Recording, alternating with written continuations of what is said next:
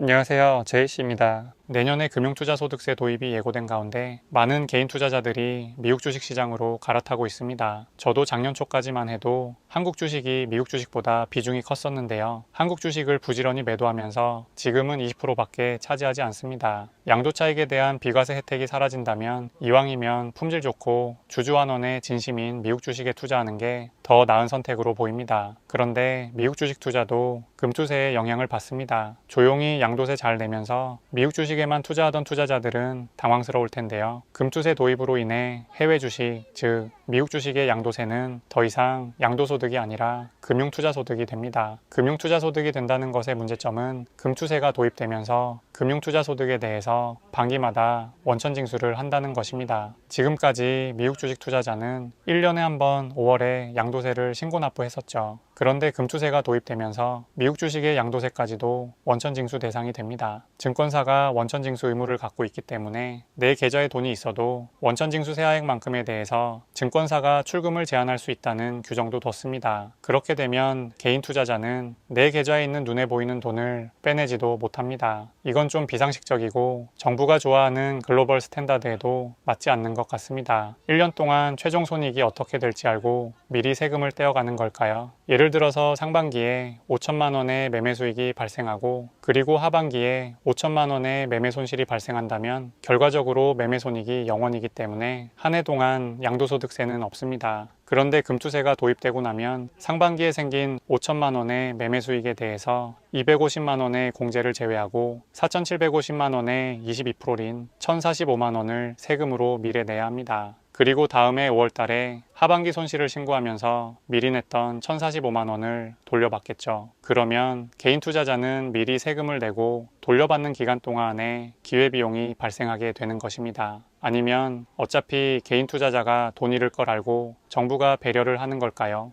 이건 전 국민의 소중한 투자금으로 기회비용을 갉아먹는 행위입니다. 활발하게 투자되어야 할 많은 돈이 장기간 묶여 있으니 국가적으로도 큰 손해입니다. 원천징수를 위해 증권사에 묶여 있는 돈이 제대로 사용되지 못하고 잠들어 있는 게 문제고, 만약 증권사가 이 묶여 있는 돈을 유용할 수 있다면 그것 또한 문제가 될 것입니다. 방위 원천징수는 행정편의주의의 끝판이라고 할 수 있습니다. 세금 편하게 걷자고 개인 투자자들의 막대한 기회비용을 발생시키려고 합니다. 많은 개인 투자자들의 반발로 금투세는 다시 한번 유예될 수도 있습니다. 하지만 뜯어 고칠 건 고치고 가야 합니다. 그렇지 않으면 유예기간이 지난 이후에 또다시 모든 개인 투자자들에게 이런 스트레스가 반복될 것입니다. 악법도 법이 되는 순간 되돌리기 어려워집니다. 직접적인 영향을 받는 개인 투자자들이 목소리를 내어야 할 순간인 것 같습니다. 그럼 오늘 영상 봐주셔서 감사하고 다음에 또 만나요.